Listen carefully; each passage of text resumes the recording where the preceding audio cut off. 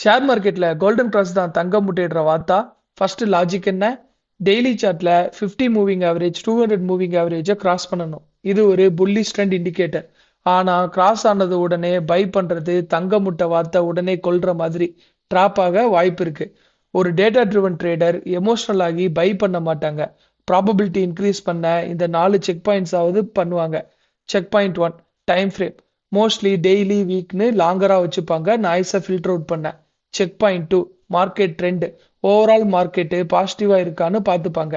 Check point 3, entry ரீடெஸ்ட்டுக்கு wait பண்ணி எப்போ ப்ரைஸ் திரும்ப வந்து சப்போர்ட் எடுக்குதான்னு கன்ஃபார்ம் பண்ணிப்பாங்க. Check point 4, risk reward ratio. Minimum 1:2 இருந்தால் மட்டும்தான் ட்ரேடே எடுப்பாங்க. இது டிப்ஸ் கிடையாது, இதுதான் சிஸ்டமேட்டிக் அப்ரோச். என்ட்ரிஸ் கம்மியாக தான் கிடைக்கும், பட் மார்க்கெட்ல சர்வே ஆகலாம். இதே மாதிரி குவான்ஸ் ரிலேட்டட் இன்ஃபர்மேஷன் கிடைக்க எங்க சேனலுக்கு சப்ஸ்கிரைப் பண்ணுங்க.